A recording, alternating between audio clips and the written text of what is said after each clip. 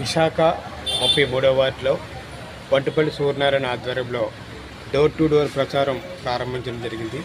ఈ ప్రచారంలో నెక్స్ట్ మన టీడీపీ ప్రభుత్వం వస్తే ఏం చేస్తుందని ఆయన చెప్పడం జరుగుతుంది.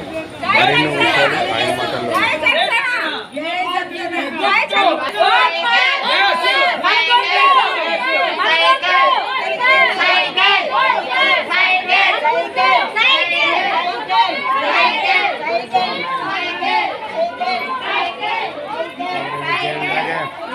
ఈవేళ మరి అసెంబ్లీ ఎలక్షన్ గడికి దగ్గర పడుతుంది రోజు కొద్ది ప్రజల్లో మంచి స్పందన వస్తుంది. మరి 33వ వార్డులో నేను టీడీపీ అధ్యక్షుడిగా నా పేరు బెల్టిపల్లి సూర్యనారాయణ. మరి ఎప్పుడు చూస్తున్న సమయము దగ్గర వచ్చి కొద్ది ప్రజలందరూ కూడా మేము ఓట్లు వేసుకోవాలి, మేము ఓట్లు వేసి చంద్రబాబుని గెలిపించుకోవాలి, వంశీకృష్ణ గెలిపించుకోవాలి, అలాగే భరత గెలిపించాలనేసి ప్రతి ఒక్కరు కూడా మా ఆఫీస్కి వచ్చి మాకెంతో కృషించి మాకెంతో పోషిస్తున్నారు. ఇటువంటి వ్యక్తులందరూ కూడా చాలా హ్యాపీగా ఫీల్ అవుతున్నారు. మేము కూడా ఎంతో హ్యాపీ ఫీల్ అవుతున్నాం. కాబట్టి ఈవేళ చెప్పింది ఏమిటంటే రేపు రాబోయే ఎలక్షన్లో అంటే వచ్చే నెల 13వ తారీఖున ఎలక్షన్ అవుతుంది. ఆ ఎలక్షన్ ముందు ఎవరైనా ఈ యొక్క 33వ వార్డులో మరి ఇతర ఊర్ల గ్రామాల్లో ఉన్న వాళ్ళకి నా నంబర్ ఇస్తాను. ఆ నంబర్ కన్సల్ట్ అయితే వాళ్ళకి ఇక్కడ రావడానికి ఓడేయడానికి సదుపాయం కల్పిస్తామని చెప్పి ఈ యొక్క సభ యొక్క మూలంగా తెలిపిస్తున్నాను. ప్రతి ఒక్కరు కూడా ఈ యొక్క రాష్ట్రాన్ని కాపాడాలంటే పవన్ కళ్యాణ్ మన మోడీ గారు చెప్పిన క్యాండిడేట్లు బలపరిచిన క్యాండిడేట్లకి తప్పనిసరిగా కూటమి దాంట్లో గెలిపించి రాష్ట్రాన్ని భవిష్యత్తు మీ ప్రజల్లో చేతిలో ఉంది, మీరే కాపాడాలి. మేము కాపాడవలసిన అవసరం లేదు. ఎందుకంటే ప్రజలే దేవుళ్ళు, భగవంతుడు ఆ రోజు ఎన్టీ రామారావు గారు పెట్టిన సమాజమే ఆలయం, దేవుళ్ళే ప్రజలే దేవుడు అని చెప్పున్నారు.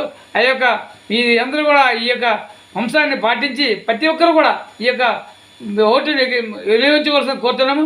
అలాగే ఈరోజు ఎందుకంటే ఈ రాక్షస పరిపాలన ఇంకా చాలా ఘోరమైన పరిస్థితి వస్తుంది.